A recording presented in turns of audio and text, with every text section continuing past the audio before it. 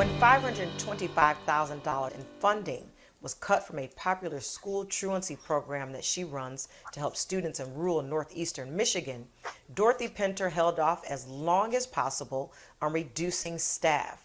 But last week, nearly 2 months into a budget impasse in the capital, she drove to Oscoda County and laid off a school liaison who works to get at-risk students to class and turn around their academics. This is just one of 2 layoffs that will take effect.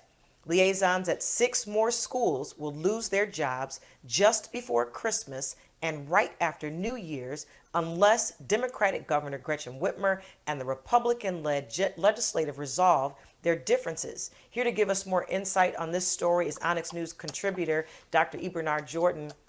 Dr. Jordan, whenever we have layoffs like this, it's always an interesting situation. Give us some more insight on this.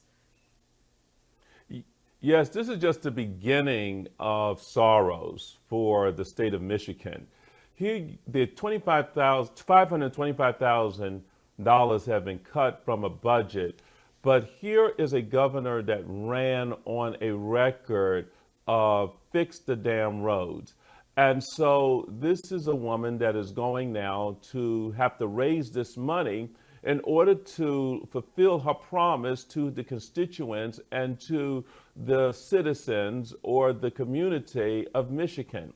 And so we begin to see that we got to look at where we're going to find this money. Unfortunately, schools are going to be hurt. Daycare is going to be hurt. Our children are going to feel it.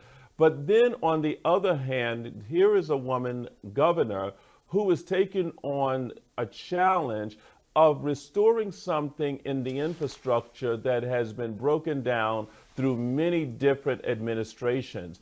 We're talking about truancy being impacted. We're talking about law enforcement being impacted. Maybe even the risk of a shutdown of government. So when we begin to hear this story, we got to go back and say, well, what is at the source of it? What is at the root of it? Well, it's coming to an impasse now that we got to do something in Michigan. For instance, there was a company that needed a piece of equipment that should have only taken 1 hour to get to them.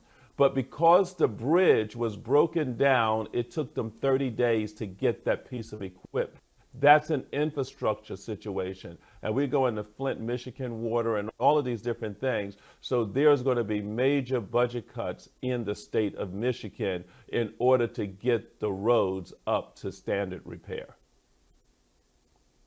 Yeah, these budget cuts are never a good thing on either side. Certainly, I'm sure for parents looking at the educational system to see that staff is being cut and their environment is not something that most are going to be comfortable with. Their hands are tied in some capacities. Can you speak to that? Is there any wiggle room here in any capacity? Well, I want to give a quote here by the Michigan sheriff, Blaine Coombs, that said these words. "The roads will not be safe," said Coombs, referring to the deputies who enforce traffic laws, investigate crashes, and serve as backup on 911 calls. "I don't want to be a doomsday, but injuries and fatalities will go up." So, you know what? The governor has a long road ahead of her, but she has one of the most diverse teams.